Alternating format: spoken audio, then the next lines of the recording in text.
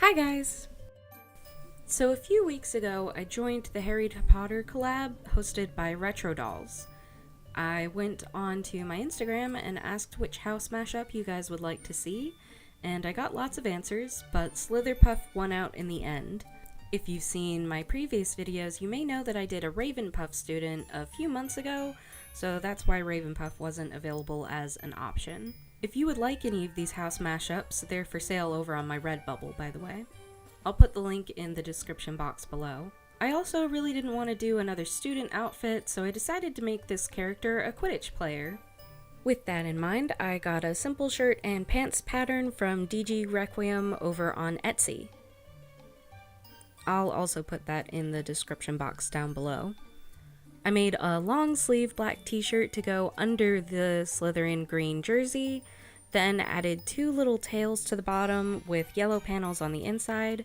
I just thought they would look really cool flying out behind her while she's reaching for the quaffle.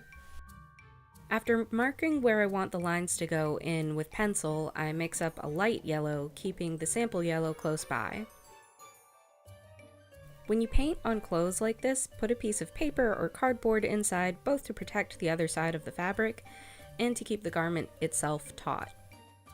Here I'm putting on some detail lines right around the collar and right on the rib cage.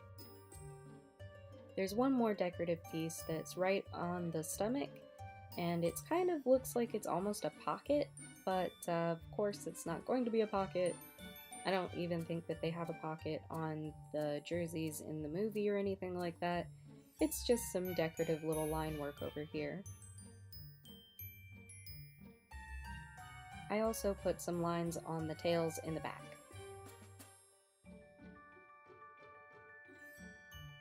I'm going to give her a number 7 on her jersey. Quidditch is a tough sport, so she's going to need some arm and leg guards. To make those, sketch out the shape of your doll's leg on a scrap piece of paper. Make sure it's the right length. Then cut that shape out from fun foam. Carefully heat the foam up over a small candle and make sure that you don't burn your fingers like I did about 100 times. Then, while the foam is still hot, press it down over the dog's leg to create the curve.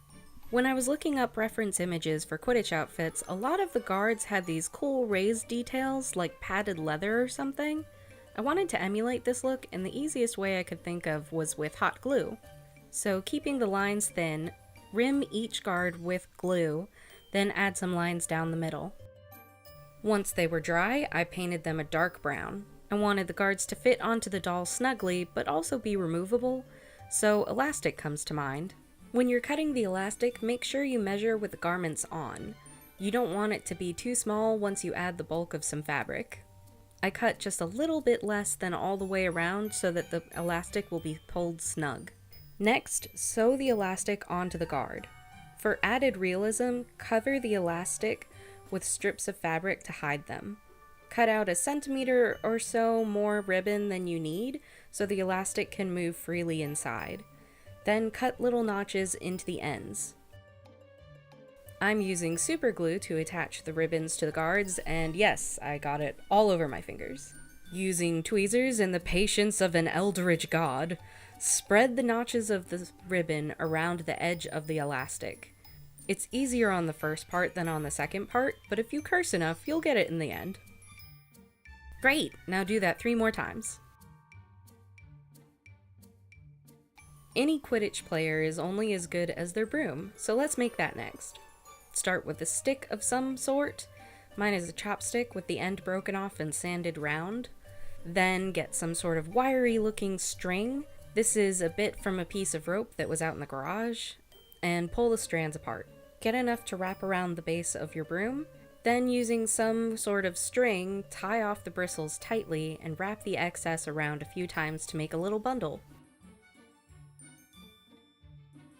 Then tie it off again.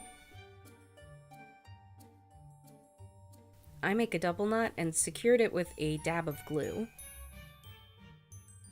Now give your broom a haircut. Take a little off the top too.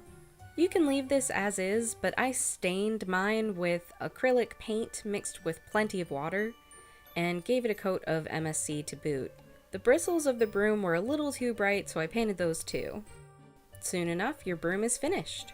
On to her last accessory, the quaffle.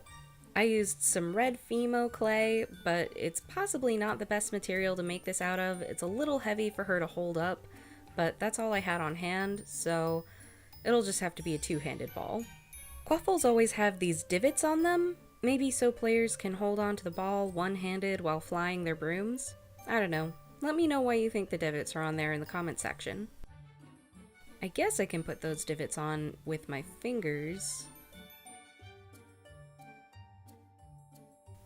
Nope, hate that. Maybe the back of my paint palette will work? Oh yeah, that looks way better. You can usually see 3 divots on the ball, but I put in a 4th because it looked right to me. Once it was finished baking, I added some pastels to the ball in browns and purples to make it look less clean, and then sealed that in with some Duraclear matte varnish, mixed about 50-50 with water. I hit up the broom with that too. And here she is! Mostly. Obviously, I still need to do the face up. She looks a little odd with no head on and just a bare neck peg. And she still needs some shoes. I sort of ran out of time to make those, and honestly I might have been putting it off since I dislike making shoes so much. I still might add a few little touches, like maybe a badge somewhere on the jersey. What do you guys think of that? If you liked this video, hit that like button, and don't forget to subscribe for more doll stuff. I put out a new video every other Thursday, and you can follow me on Instagram for more behind the scenes stuff and sneak peeks. Thank you so much for watching, and bye for now!